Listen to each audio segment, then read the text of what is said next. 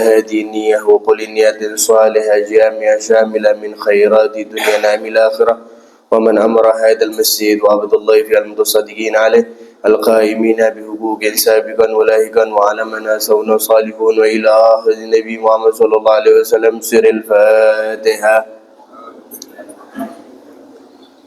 يا رب يا نسين أصوات المسلمين صراط الذين أنعمت عليهم غير المغضوب عليهم ولا الضالين. الحمد لله رب العالمين. اللهم صل وسلم على سيدنا محمد صلاة يمتلئ بها قلبي خشية ومحبة ويقينا. سبحانك لا علم لنا إلا ما علمتنا إنك أنت العليم الحكيم. ربي اشرح لي صدري ويسر لي أمري واحلل عقدة من لساني يفقهوا قولي وسدد لساني واهدي قلبي بحق سيدنا محمد صلى الله عليه وعلى آله وصحبه وسلم. نوينا تعلم وتعليم ونفع والانتفاع والمذاكرة والتذكير والإفادة والاستفادة والحث على التمسك بكتاب الله وسنة رسول الله والدعاء إلى الهدى والدلالة على الخير ابتغاء وجه الله ومرضاته وقربه وثوابه سبحانه وتعالى. Alhamdulillah, bapak-bapak, ibu-ibu, ikhwan dan ikhwati yang dimuliakan Allah Subhanahu wa taala. Pada kesempatan kali ini kita bisa bermuajahah kembali di bulan Dzulhijjah. Mudah-mudahan amalan kita di bulan ini diterima oleh Allah Subhanahu wa taala sebagai syahidan lana la syahidan alaina wa hujjatan lana la hujjatan alaina. Amin ya rabbal alamin. Kita lanjutkan kembali kajian fikih kita. Kita sudah sampai, yaitu adalah Kitabul Janaiz, kitab yang menjelaskan tentang jenazah. Seorang muslim atau muslimah ketika mereka meninggal dunia wajib untuk dimandikan, dikafani, disolatkan dan dikuburkan. Itu hukumnya fardu kifayah. Kalau ada seorang muslim ketika dia wafat, ternyata dari seorang muslim yang lain tidak mau memandikan, mengkafani, mensolatkan dan menguburkan, maka hukumnya dosa semua karena fardu kifayah. Tapi kalau sudah ada satu yang mengerjakan, maka gugur kewajiban yang lain. Maka ada sempalan pemahaman ketika seorang tidak sholat, tidak perlu dimandikan, disolatkan, dikafani dan lain sebagainya. Itu pemahaman yang salah, kurang tepat, ya, salah. Kenapa seperti itu? Ketika mereka tidak sholat, urusannya dia dengan Allah Subhanahu wa taala. Tapi seorang muslim dan muslimah ketika mereka wafat, kewajiban seorang muslim dan muslimahnya yang lain adalah memandikan, mengkafani, mensolatkan dan menguburkan di kuburan muslim. Nah, di sini para ulama mengatakan wa yustahabu dzikrul mauti bi qalbi wal istidadu lahu bi taubah wal marid aula bil wasiyah wa tahsini dhanni billah. Disunahkan seorang itu selalu mengingat namanya kematian di hatinya. Jadi orang itu mantola amaluhu, mantola barang siapa seorang yang panjang amaluhu sa'a amaluh, maka buruk amalnya. Makanya orang hidup, ketika seorang mereka hidup mengingat namanya kematian, ketika menghantarkan jenazahnya saudaranya yang lain, umurnya dan lain sebagainya, maka orang tersebut termasuk orang yang istimewa. Karena ketika seorang mau meninggal dunia, sudah ada tamu-tamunya yang lain, ada tanda-tandanya. Satu, rambutnya sudah mulai memutih. Kemudian matanya yang tadinya kuat, sehat, sudah mulai agak berkurang. Telinganya, pendengarannya berkurang. Kekuatannya berkurang. Dan lain sebagainya berkurang. Itu tanda-tanda ketika kematian akan datang. Harusnya lebih persiapan di situ. Wal istidadu lahu bitaubah. Persiapannya datangnya kematian itu dengan taubat kepada Allah, dengan taubatan nasuha. Kullu nafsin dha'iqatul maut. Setiap yang bernyawa pasti mengalami kematian. Cepat atau lambat, kecil atau besar, laki atau perempuan, orang sehat atau orang sakit, semuanya akan menghadap kepada Allah Subhanahu wa taala. Wal istidadu, dan persiapan untuk itu semua aula, lebih utama dari persiapan yang lain. Wal marid aula bil wasiyah wa tahsini dhanni billah. Kalau ada orang yang sakit, maka dia lebih siapnya karena akan menuju kepada Allah Subhanahu wa taala. Jadi kalau umurnya sudah 40, itu disunnahkan menyiapkan surat wasiat.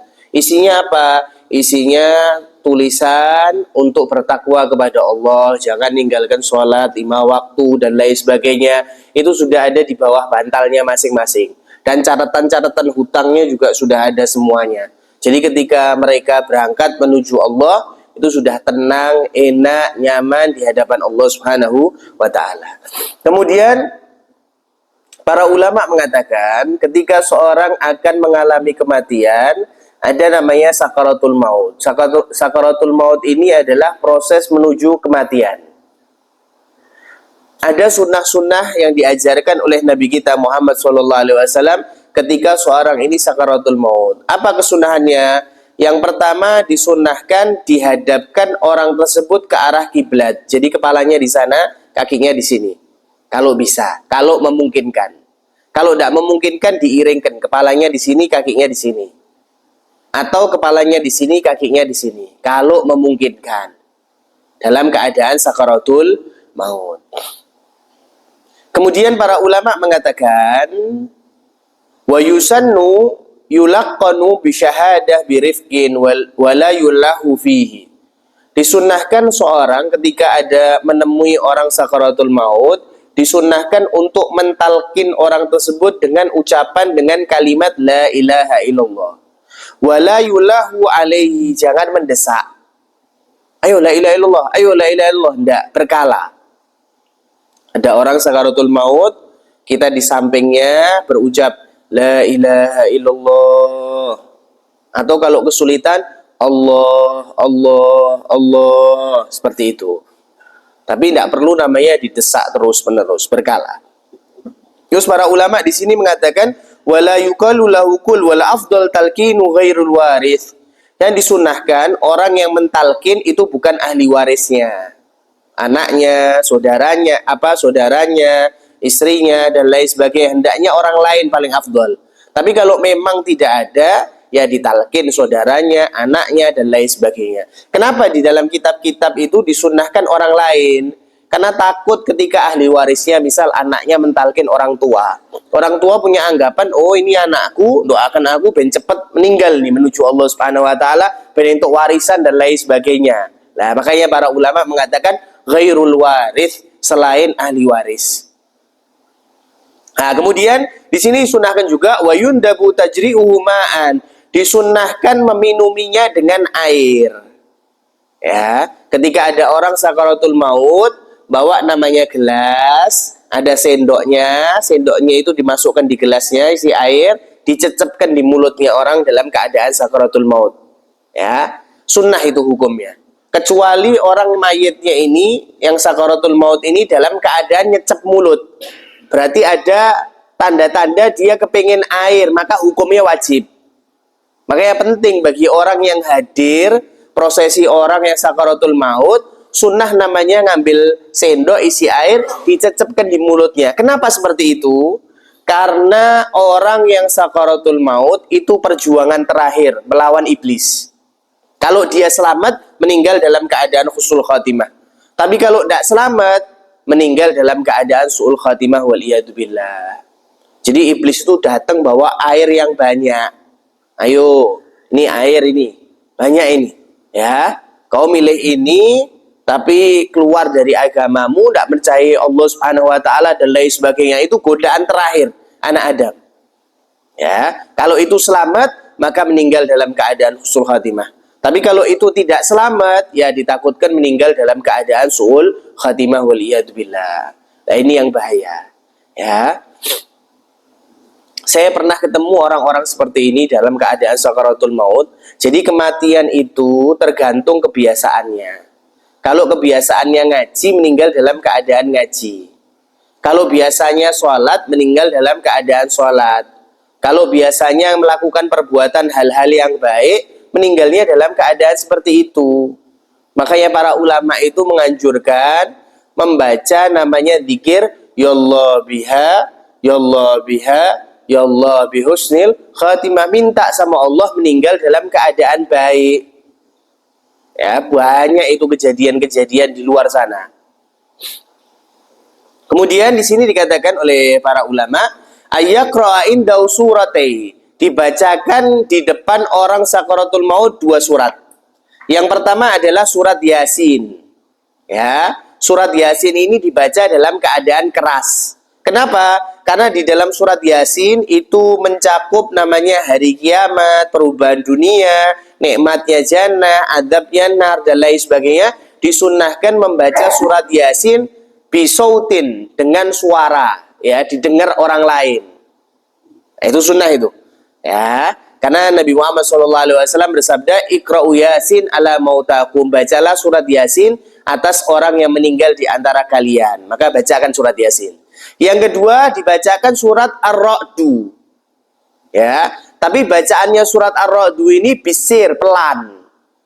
Ya, jadi kalau ada orang sulit meninggalnya, kita datang, ada sebagian membaca surat Yasin dengan suara yang lantang, keras. Yang kedua yaitu membaca surat Ar-Ra'du. Fungsinya buat apa surat Ar-Ra'du? Di sini dikatakan, yaitu Sayyidina Jabir bin Abdullah radhiyallahu taala anhu mengatakan, innaha tuhawwinu khurujar ruh, karena membaca surat Ar-Ra'du itu meringankan keluarnya ruh.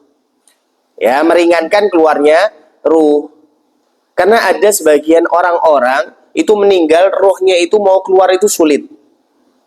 Ya, orang-orang yang jauh dari Allah Subhanahu wa taala meninggal itu, mau meninggal dunia, ruhnya itu keluarnya sulit. Karena ruh itu distempel di leher sini. Jadi kalau orang tobat, nyawanya sudah ada di tenggorokan sini, itu tobatnya tidak diterima sama Allah Subhanahu wa taala. Jadi ruh itu diambil sama malaikat dari sini, ngikuti mata ini, ngikuti ruh. Jadi kalau terakhir yang lihatnya atas seperti itu. Sakitnya bukan main. Dikatakan oleh para ulama, sakitnya itu seperti 70 tebasan pedang. Kecuali orang-orang yang beriman. Seperti rambut yang dimasukkan di dalam tepung, diambil sama seseorang. Itu bagi orang-orang yang beriman, yang dekat dengan Allah Subhanahu wa taala. Tapi kalau orang-orang yang bermaksiat kepada Allah, sakitnya bukan main. Coba lihat orang-orang kufar itu. Orang-orang yang jauh dari Allah Subhanahu wa taala. Ketika mereka sakaratul maut itu dimasukkan di kamar, dikunci sama keluarganya, mencolot sana, mencolot sana, mencolot sana, sampai meninggal dunia, waliyadzubillah. Nah, makanya pernah suatu saat Nabi Daud alaihissalam ketika mau masuk rumah, ya, Nabi Ibrahim atau para anbiya yang lain masuk rumah, ditemui ada satu orang sudah masuk rumahnya, ditanya, man anta, siapa kamu? Aku adalah Abdullah. Oh, berarti tahu ini Nabi ini. Ini yang datang ke rumahku malaikat maut ini. Kemudian ditanya, engkau malaikat Israel pencabut nyawa? Iya.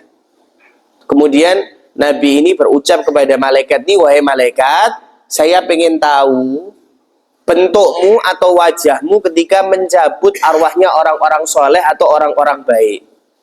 Maka malaikat Israel ini mengatakan kepada hamba Allah Subhanahu wa taala ini, Nabi ini madhep ke sana, wahai Nabi. Setelah itu, ayo noleh ke sini. Dilihat malaikat Israel ini baunya harum dan lain sebagainya, bentuknya indah untuk mencabut nyawanya orang-orang soleh. Kemudian ditanya lagi sama para anbiya, wahai malaikat Israel, saya ingin tahu wajahmu, bentukmu ketika mencabut namanya arwahnya orang-orang yang jahat atau kafir, non-muslim. Katanya malaikat ini, engkau tidak bakal kuat melihat bentukku. Tidak, saya pengen lihat. Ya udah, madhep sana. Kemudian suruh madhep ke malaikat Israel lagi, langsung pingsan. Saking seremnya, ya, malaikat Israel ketika mencabut arwahnya orang-orang yang jahat dari sisi Allah Subhanahu wa taala. Makanya persiapan untuk itu semua. Banyak ya, kejadian-kejadian seperti ini itu banyak banget. Apa kejadiannya? Ada orang yang meninggalnya sulit. Maka dibacakan surat Ar-Ra'du di situ. Ya, biar namanya berangkat menuju Allah Subhanahu wa taala dalam keadaan enak, dalam keadaan diridhoi oleh Allah Subhanahu wa taala. Kemudian ayyuhassana dhannuhu billah wa yuraghabu bitaubah wa kitabil wasiyah. Disunnahkan kalau orang yang sakit itu husnudzon sama Allah Subhanahu wa taala. Ya, dikedepankannya husnudzon. Ya, prasangka baik sama Allah. Allah Subhanahu wa taala ingin memberi rahmat aku dan lain sebagainya. Makanya kalau ada orang sakit itu memperbanyak membaca surat Al-Ikhlas. Kalau tidak ketututan nyawanya, maka pembacaan surat Al-Ikhlas itu untuk ganjaran dia di sisi Allah Subhanahu wa taala. Makanya kalau ada orang sakit datang sama orang soleh minta doa sama mereka, kalau orang soleh sudah mengucapkan banyak-banyak baca surat Al-Ikhlas, pertanda orang ini tidak lama. Jadi banyak-banyak membaca surat Al-Ikhlas. Ya, kalau ada orang sakit, dia tahu mau meninggal dunia. Loh, orang mau meninggal itu tahu 40 hari sebelum dia wafat itu diberi rambu-rambu sama Allah. Ya, 40 hari sebelum dia wafat itu diberi rambu sama Allah Subhanahu wa taala. Dia mau meninggal dunia. Makanya banyak di antara kita ketika teman-teman kita, saudara kita, oh wonge wis ngerti kok ameh meninggal, dia berucap seperti ini seperti ini. Jadi kalau orang mukmin, orang mukminah, muslim, muslimah yang taat sama Allah 40 hari sebelum dia wafat itu sudah dikasihi sama Allah Subhanahu wa taala rambu. Kayak listrik itu kalau pulsanya mau habis kan bunyi tit tit, gitu juga kalau ada orang muslim muslimah ketika dia mau wafat ada rambu-rambunya sama Allah Subhanahu wa taala untuk bergegas berbuat namanya baik menuju kepada Allah Subhanahu wa taala. Seperti itu. Kemudian kesunahan ketika dia sudah wafat. Ketika muslim atau muslimah ini sudah wafat, maka sunnah yang pertama tagmidu ainaihi, yaitu menutup matanya. Jadi kadang ada mayit itu yang matanya dalam keadaan terbuka. Jadi sunnah namanya ditutup pakai tangan sambil baca Bismillah wa ala millati Rasulillah, tutup. Tapi kalau kesulitan untuk ditutup, kadang ada sebagian mayit itu sulit matanya untuk ditutup. Nah, gimana caranya? Ditarik jempol kakinya kedua-duanya secara beriringan. Nanti ketutup matanya sendiri. Nah, jadi tarik jempol kakinya keduanya secara beriringan, nanti matanya ketutup sendiri. Nah, kemudian setelah itu apa? Wasyaddu lahyaini bi isabah aridhah yarbituha fawqa ra'sihi. Kemudian ditali kain kafan. Ya, lehernya ini. Jadi kain kafannya itu jangan tipis seperti ini, lebarnya kecil, jangan agak panjang lebarnya. Nah, kemudian ditaruh di sini ditali. Biar mulutnya ini tidak dalam keadaan terbuka. Mulutnya biar tidak dalam keadaan terbuka, ditali. Di Pasar Kliwon ini ada satu perempuan namanya Hajah Aminah. Hajah Aminah ini orang perempuan yang solehah. Baktinya sama suami ngeten. Bakti banget sama suami. Kalau suaminya mau datang kerja dan lain sebagainya, kegiatan Hajah Aminah ini sudah nyiapkan kopinya. Suaminya mau keluar, sudah nyiapkan sandalnya di depan rumahnya. Pokoknya tidak pernah bantah sama sekali suaminya. Makanya orang perempuan kalau dia sholat 5 waktu, puasa Ramadan, zakat fitrah, zakat mal, haji bagi yang mampu dan umroh, dan taat sama suaminya, maka perempuan tersebut milih surga yang mana? Mau surga Firdaus, surga Aden, Ma'wa, dan lain sebagainya. Tapi syaratnya itu, yang paling sulit, bakti sama suami. Makanya kalau ada orang perempuan meninggal, ada suaminya di sisinya masih hidup, berucap, aku ridho dan ku maafkan semua kesalahanmu, milih surga mana ini perempuan? Nah, ini termasuk salah satunya Hajah Aminah ini. Baktinya sama suami istimewa karena istrinya Habib Alwi. Jadi lihat ya. Orang Cirebon. Ketika beliau wafat, ya lagi duduk dipanggil anak-anaknya, "Sini. Kelihatannya aku mau meninggal ini." Maka sholat, ngambil wudhu, sholat duha 4 rakaat, dua-dua. Setelah itu membaca wadduha sampai Anas, khatamkan Qur'annya. Kemudian ngomong sama anaknya, ayo talkinan aku, ditalkin. Asyhadu an la ilaha illallah, la ilaha illallah. Langsung berulang-ulang, la ilaha illallah, Allah, Allah, Allah, wafat. Dalam keadaan tersenyum, dalam keadaan gembira, tertawa. Mulutnya ini dalam keadaan terbuka. Katanya anaknya, ini mulutnya gimana ini kok dalam keadaan terbuka seperti ini? Itu pertanda bahwa dia orang-orang baik. Nikmatnya bukan main. Ya. Orang-orang yang meninggal dalam keadaan husnul khatimah, tergantung amalnya masing-masing. Nah, gitu. Kemudian wa talyinu mafasilihi walau biduhnin in ihtaja ilaihi. Ketika orang sudah meninggal, ditali sininya, kemudian ditaruh di tempat, ya, di tempat, ya, kasurnya atau apanya dihilangkan kasurnya, pokoknya kayu dipan lah, ya, dihadapkan ke arah kiblat. Kemudian dikasih kain dari kaki sampai kepalanya. Setelah itu pakaiannya diambil. Jangan digunting pakaiannya. Kenapa tidak boleh digunting? Karena pakaiannya menjadi hak waris. Tidak boleh. Kalau pengen ngerusak pakaiannya, gunting pakaiannya, harus izin ahli warisnya dulu. Makanya kita kerja banting tulang dari pagi sampai malam. Kalau tidak mau beramal, kalau meninggal dunia, hartanya jadi ahli waris. Kita tidak dapat apa-apa. Yang kita dapat cuma kain kafan 3 lapis. Kalau lagi. Kalau perempuan 5 lapis. Nah, kemudian pakaiannya dilucuti, diambili semuanya. Masih ditutup, tidak boleh dilihat. Auratnya ini tidak boleh dilihat. Baina surah wa rukbah. Di antara pusat dan lutut ini tidak boleh dilihat. Pakaiannya diambili semuanya dalam keadaan pelan. Setelah itu dikasih kain baina surah wa rukbah dari bawah. Nah, ditutup. Biar apa? Takut nanti buang kotoran, tidak di dipannya, tapi di kainnya. Nah, kemudian ditutup. Nah, setelah itu, orang yang mau ngurusi jenazahnya, tangannya itu digerak-gerakkan seperti ini. Nah, kalau orang mati, jantungnya itu berhenti. Kalau jantungnya berhenti, darahnya itu tidak mengalir. Nanti kalau dibiarkan, tangannya nanti kaku. Nah, makanya orang yang mandi jenazah setelah dilucuti pakaian mayitnya itu dikasih namanya kain baina surah wa rukbah, tangannya ini digerakkan. Biar nanti kalau mandikannya dalam keadaan tidak kaku mayitnya. Nah, tangannya digerakkan, kanannya digerakkan, kakinya diangkat, ya, jangan sampai ngelihat auratnya.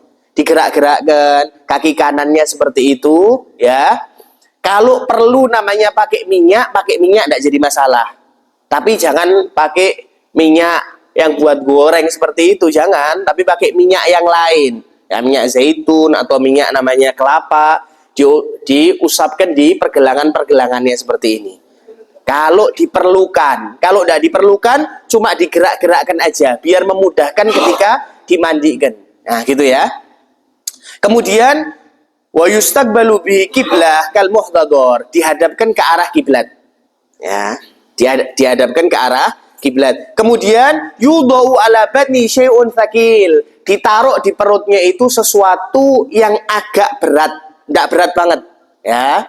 Biar apa?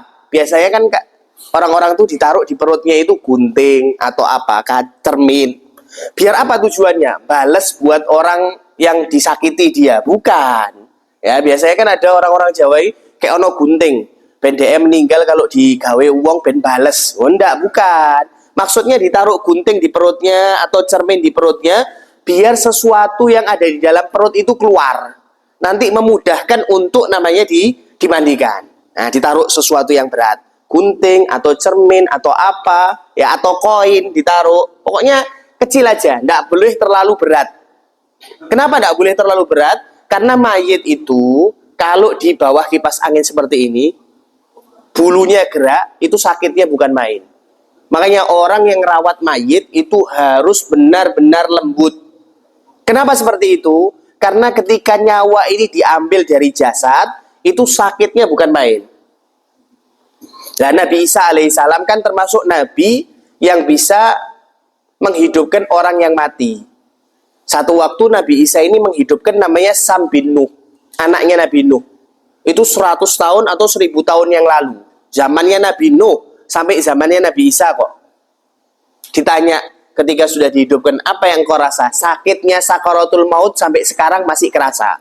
Sakitnya bukan main. Jadi kalau ada orang meninggal itu harus dengan lembut ngopeninya. Tidak boleh taruhkan di bawah kipas angin gini sampai bulunya gerak gini. Tidak boleh, itu sakitnya bukan main. Ya, karena 70 tebasan pedang seperti itu. Kemudian ditaruh sesuatu yang berat tapi tidak terlalu berat, biar sesuatu yang ada di dalam perutnya ini keluar semua. Kemudian addu'a lil mayyit ma'afi lidzalika kulli. Kemudian kalau kata pemandi jenazah itu biasanya mandikan jenazah itu 2 jam sebelum dibawa. Ada orang tidak meninggalnya malam langsung dimandikan. Kenapa di daerah wilayah Pasar Kliwon ini 2 jam sebelum diberangkatkan? Karena kalau kulit apa daging seperti ini sudah mati, meninggal dunia, kalau kena air itu cepat membusuk. Cepat membusuk. Makanya dibiarkan dulu, nanti 2 jam sebelum dia diberangkatkan baru dimandikan. Fungsinya biar apa? Biar tidak ada bau sesuatu yang tidak enak keluar. Karena kalau misal kita punya daging kurban, kena namanya air, busuknya cepat. Gitu juga jasadnya orang. Ya, biasanya 2 jam sebelum diberangkatkan itu dimandikan. Nah, ketika nunggu ditaruh mayitnya itu, dikasih Al-Quran di samping-sampingnya, biar orang yang takziah datang itu baca Al-Quran, bukan malah ngerumpi di depan karo ngopi. Nah, ini salah satu adat yang keliru. Ada sebagian desa itu malah main remi, main judi ning ngarep, padahal di dalamnya itu ada orang yang meninggal dunia. Ini salah kaprah. Harusnya ngerti kalau dia bertemu sama malaikat Israel, kita ngambil ibroh pelajaran. Oh, kita bakal seperti itu. Bukan malah main keplek ning ngarep. Ya, disiapkan Al-Quran yang juz-juzan itu. Juz 1 sampai juz 30. Jadi kalau orang yang datang itu ngaji Quran, dihadiahkan buat mayitnya. Biar apa? Biar hidupnya nyaman, enak, ya, berangkat menuju Allah Subhanahu wa taala. Lah, caranya seperti itu. Nah, kemudian para ulama yang lain mengatakan di sini ada orang sebagian yang meninggal dalam keadaan syahid. Kalau orang meninggal dalam keadaan syahid, seperti para sahabat Nabi Muhammad SAW, mereka perang melawan orang-orang kufar untuk menegakkan kalimat Allah Subhanahu Wa Taala, berarti meninggalnya syahid dunia akhirat.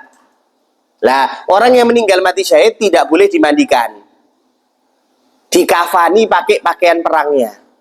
Kenapa seperti itu? Karena darah yang keluar ini buat saksi di hadapan Allah Subhanahu Wa Taala. Tidak perlu disolatkan juga, karena makfuron lahu, sudah diampuni dosanya. Tidak perlu dimandikan, dikafani pakai pakaian perangnya, kemudian tidak perlu namanya disolatkan, dikuburkan, karena meninggal mati syahid. Ya, syahid dunia akhirat, seperti para sahabat Nabi Muhammad Shallallahu Alaihi Wasallam. Ya, mereka yang perang untuk negakkan kalimat Allah Subhanahu Wa Taala, meninggal mati syahid, ya seperti itu. Ada juga para ulama mengatakan, ada orang yang meninggal mati syahid namanya syahid akhirat, tapi tetap dimandikan, dikafani, disolatkan, dikuburkan. Tapi besok di yaumil kiamah derajatnya seperti orang yang meninggal mati syahid. Siapa itu? Satu, yang pertama, syahid yang dunia, ya akhirat, orang yang meninggal karena mempertahankan hartanya. Jadi misal kita jalan, ada yang rampok kita, bondo ponyowo, lah kita ngelawan. Nah, terus kita mati. Nah, wajib dimandikan, dikafani, disolatkan, dikuburkan, kuburan muslim. Nanti di yaumil kiamah predikatnya meninggal mati syahid. Kenapa? Karena berusaha menjaga hartanya, dirinya, atau kehormatannya. Nah, kemudian yang kedua yaitu adalah wal mabtun, orang yang kena sakit perut. Meninggal gara-gara sakit perut, ya, besok di yaumil kiamah predikatnya orang yang meninggal mati syahid. Wajib dimandikan, dikafani, disolatkan, dikuburkan, tapi predikatnya orang yang meninggal mati syahid. Yang kemudian yang selanjutnya yaitu adalah al-gharik, orang yang meninggal gara-gara tenggelam. Tapi bukan bunuh diri loh ya. Kalau bunuh diri langsung jahanam itu. Ya, orang-orang sekarang itu tidak kuat ngadepi keadaan, mencolot dari jembatan, meninggal dunia, namanya bunuh diri, jahanam langsung itu, tidak pakai lama itu. Ya, kalau ini al-gharik, tenggelam, dia renang misal, ternyata kram, meninggal dunia, tenggelam, nah, wajib dimandikan, disolatkan, dikafani, tapi besok di yaumil kiamah derajatnya seperti orang yang meninggal mati syahid. Kemudian wal harik, orang yang meninggal kebakar, rumahnya konslet kebakar, dia termasuk salah satu korbannya yang kebakaran.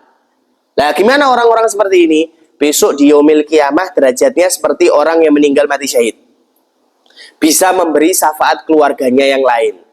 Kemudian yang selanjutnya yaitu adalah al-mayyit hadiman, yaitu kerobohan bangunan. Gempa, rumahnya roboh, dia meninggal di dalam.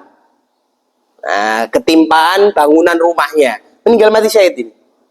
Wajib dimandikan, disolatkan, dikuburkan, ya, dikafani. Nanti di yaumil kiamah predikatnya orang yang meninggal mati syahid. Kemudian yaitu adalah mayit fi zamani taun, yaitu mayit di zaman di situ ada taun. Taun ini kayak musibah penyakit yang banyak melanda ya masyarakat, akhirnya dia meninggal pada saat itu. Ya, maka orang ini besok di yaumil kiamah predikatnya orang meninggal mati syahid. Atau orang yang menuntut ilmu. Jadi masih belajar, misal pengajian, ya datang belajar di tengah perjalanan atau ketika pengajian dia meninggal dunia, maka dihitung meninggal mati syahid. Besok di yaumil kiamah bisa memberi syafaat keluarganya yang lain. Kemudian yaitu adalah orang yang meninggal dalam keadaan melahirkan, ibu. Jadi ketika melahirkan dia meninggal dunia, perempuan-perempuan seperti ini di yaumil kiamah derajatnya seperti orang yang meninggal mati syahid, bisa memberi syafaat keluarganya yang lain. Nah ini penting ya. Atau orang yang meninggal dalam keadaan di dalam hatinya ada rasa cinta yang sangat kepada orang soleh atau kepada Nabi Muhammad Sallallahu Alaihi Wasallam. Orang-orang seperti ini meninggal dalam keadaan mati syahid, tapi tetap wajib dimandikan, dikafani, disolatkan. Di yaumil kiamah predikatnya seperti orang yang meninggal mati syahid, bisa memberi syafaat keluarganya yang lain. Nah mungkin itu materi di pagi hari ini. Nanti insya Allah kita bahas tentang memandikan, mengkafani, mensolatkan, menguburkan, sehingga ya prosesi seperti ini ya sesuatu yang dianjurkan oleh Nabi kita Muhammad Sallallahu Alaihi Wasallam. Kurang lebih mohon maaf. Sallallahu Alaihi Muhammadin wa alihi wasallam. Alhamdulillahi Rabbil Alamin. Silahkan yang mau bertanya.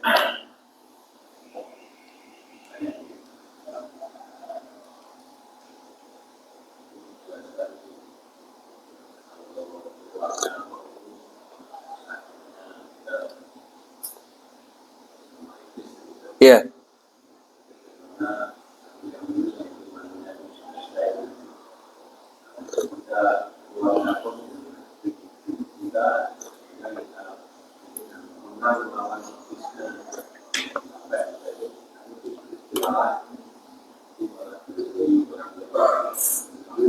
Ya. Ya, gimana caranya kita? Karena kita ketika dalam keadaan sakaratul maut ini perjuangan terakhir kita melawan namanya iblis. Banyak di antara kaum muslimin dan lain sebagainya itu meninggal dunia dalam keadaan sul khatimah karena kalah berjuang ya melawan iblis itu. Jadi gini, ada amalan yang diajarkan, yang dipopulerkan oleh Al-Habib Abu Bakar Muhammad Asghar, sebentar lagi kan khalnya beliau di Gresik, itu adalah zikir, namanya zikir jalalah. Nanti insyaallah di pertemuan yang selanjutnya saya fotokopikan, nanti setiap kajian, selesai kajian kita baca itu. Ya, zikirnya apa? La ilaha illallah al-mawjud fi kulli zaman, la ilaha illallah al-ma'bud fi kulli makan, la ilaha illallah al-madhkur bi kulli lisan, dan lain sebagainya. Lah kalau orang sering membaca zikir itu atau mendengar zikir itu, bisa dipastikan orang tersebut meninggal membawa iman. Ya, meninggal membawa iman. Itu memang amalan-amalan ya orang-orang soleh. Yang kedua, biar kita bisa menang melawan iblis ini perjuangan yang terakhir, yaitu kita harus dekat sama orang-orang soleh. Siapapun itu orang solehnya. Ya, kita dekat dengan mereka. Karena mereka ini ketika kita dekat, cahaya kesolehan mereka itu nyiprat sama kita. Jadi kita tidak boleh orang hidup di dunia ini jauh dari orang-orang baik, ini tidak boleh. Harus dekat. Ya, cari orang soleh itu dimanapun. Ya, dikatakan oleh Nabi kita Muhammad SAW, orang yang menziarahi orang soleh, kahablisat, seperti meres susu sapi sebentar aja. Ya, itu lebih afdol daripada sholat sunnah sampai tubuhmu terpotong. Makanya deket sama orang soleh. Jangan hidup tuh hanya sekedar pagi kerja, pulang sore, ya udah ngopeni anak, bucu dan lain sebagainya. Enggak. Jadi kalau ada orang soleh di sekitar kita, orang-orang baik dan lain sebagainya, kita deketi mereka. Ya, mujalasah, duduk dengan mereka. Ya, apa yang mereka butuhkan, misal ini ayo kemana dan lain sebagainya. Lah, itu bisa menolong kita ketika kita dalam keadaan sakaratul maut. Karena orang dalam keadaan sakaratul maut ini parah-parahnya orang.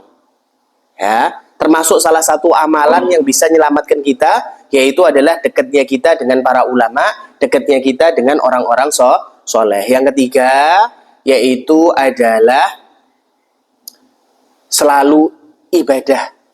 Jangan sampai ditinggal. Apalagi sholat 5 waktu. Kalau bisa berjamaah, berjamaah. Kalau bisa ke masjid, ke masjid. Kalau bisa ditambah, yaitu qobliyah ba'diyah ditambah. Tidak perlu ngelihat kanan, tidak perlu ngelihat kiri. Ya, yang penting urusan kita dengan Tuhannya, Tuhan kita, Allah Subhanahu wa Ta'ala. Wis pokoknya wayah ibadah, ibadah, wayah zikir, zikir, wayah deket sama Allah, deket. Ya, porsinya itu dibanyai. Insya Allah selamat. Ya, dalam keadaan sakaratul maut. Mungkin itu. Silahkan yang lain.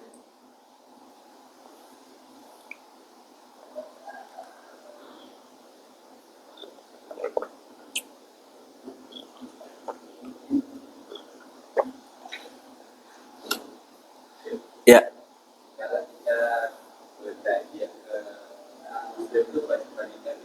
Ya. Jadi kalau kita takziah ada tetangga kita non muslim, apakah dia punya hak sebagai tetangga? Punya. Ya. Tetangga itu adalah sesuatu yang istimewa. Jadi kita termasuk orang baik atau enggak, tanya sama tetangga kita. Kalau tetangga kita ngomong ini orang baik, berarti di sisi Allah dia termasuk orang baik. Nah, ketika ada tetangga kita non-muslim, dia punya hak tetangga. Apa haknya tetangga? Ketika dia sakit, kita tengok. Ketika dia wafat, kita takziah.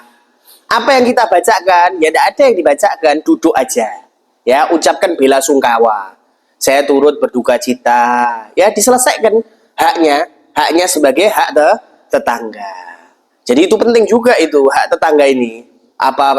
Apalagi saudara kita, tetangga di samping kita. Dia punya 3 hak. Hak saudara, hak tetangga, hak muslim. Nah, tapi kalau non-muslim, dia punya 1 hak, yaitu adalah hak tetangga yang perlu namanya kita lakukan. Ya takziah. Doanya apa? Ya tidak ada doa. Duduk aja, ucapkan bela sungkawa. Doanya mudah-mudahan keluarganya dapat hidayah, gitu aja. Ya, dapat hidayah. Ada satu ustadz, dia suruh doakan padahal jenazahnya ini non-muslim. Ya, keluarganya itu datang sama ustadz, ya ustadz, ngapunten ustadz, ini keluarga saya ada yang meninggal dunia. Apa agamanya? Non-muslim. Yuk, panjenengan minta suruh doakan. Ustadznya bingung. Hai, non-muslim suruh doakan. Ya udah, hak tetangga, langsung dia datang doakan. Doakannya apa? Ya untuk keluarganya, untuk dirinya. Ya, seperti itu. Karena kalau doakan orang non-muslim ketika mereka wafat, tidak sampai. Ya, tidak sampai. Ya, sudah, miftahul jannah la ilaha illallah. Kuncinya surga adalah la ilaha illallah. Jadi kita bawa la ilaha illallah ini dari kita hidup sampai berangkat menuju Allah Subhanahu wa Ta'ala. Silakan yang lain.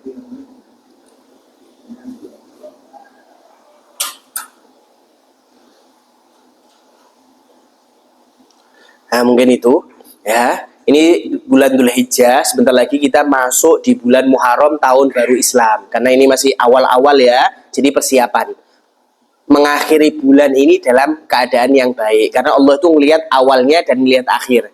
Kalau melihat awal dan akhirnya bagus, sesuatu yang diantara awal dan akhir ini diampuni oleh Allah Subhanahu wa Ta'ala. Mungkin itu. Al-Fatihah. Allah yarzuquna ilman nafi' wa lamal qabul wa dammu husul wa ala man asawna salihun wa ila hadin Nabi Muhammad sallallahu alaihi wasallam sirril Fatihah. Suratul ladzina an'amta 'alaihim ghairil maghdubi 'alaihim waladdallin. ربنا تقبل منا إنك أنت السميع العليم وتب علينا إنك أنت التواب الرحيم صلى الله على سيدنا محمد وعلى آله وصحبه وسلم والحمد لله رب العالمين سبحانك اللهم وبحمدك أشهد أن لا إله إلا أنت أستغفرك وأتوب إليك صلى الله على سيدنا محمد وعلى آله وصحبه وسلم والحمد لله رب العالمين.